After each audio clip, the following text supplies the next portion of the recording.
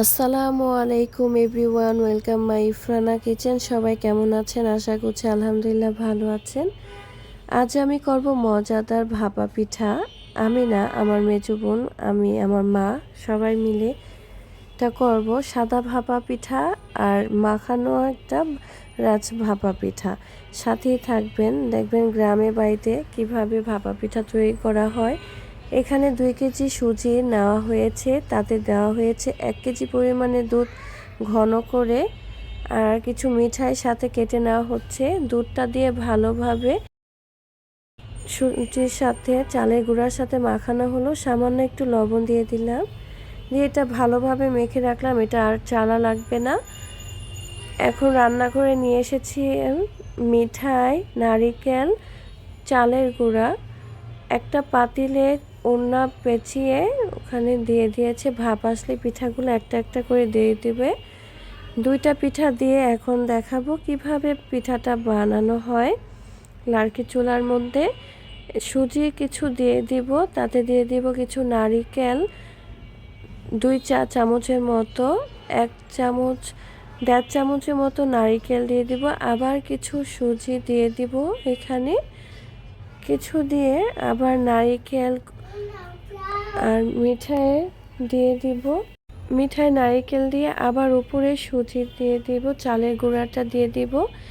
আমার ভিডিওগুলো ভালো লাগলে অবশ্যই লাইক, কমেন্ট, সাবস্ক্রাইব, ফলো করে আমার পাশে থাকবেন।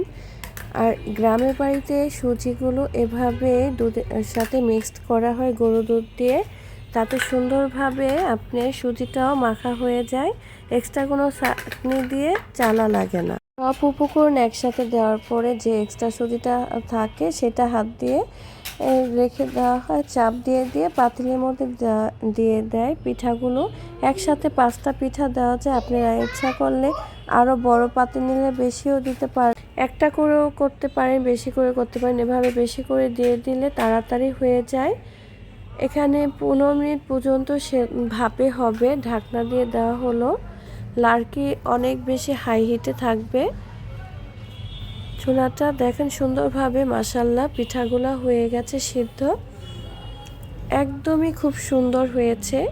ভাপা পিঠা ঢাইস দিয়ে যে ছোট ছোট ঢাকনাগুলো থাকে সেটার সাহায্যে পিঠাগুলো বানানো হয়েছে। আপনারা ইচ্ছা করলে অন্য রকম ঢাকনা দিয়েও বানাতে পারেন।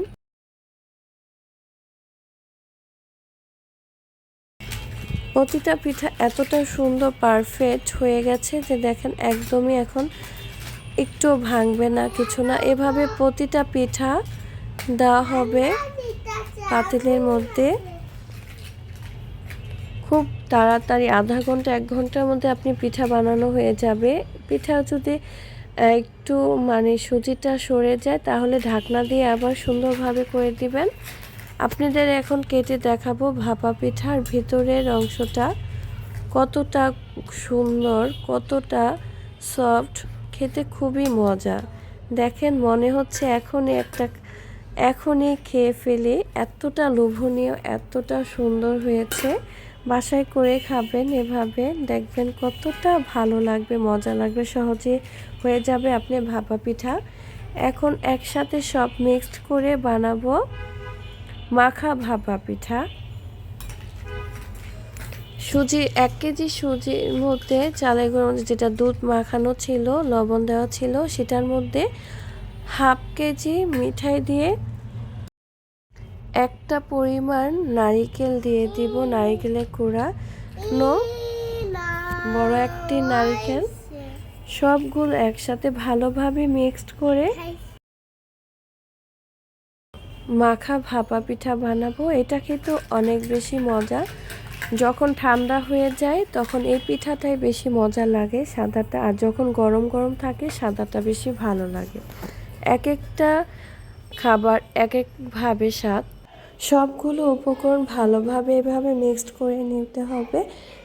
আপনার ইচ্ছা করলে বড় করেও একটা পিঠা বানাতে পারেন।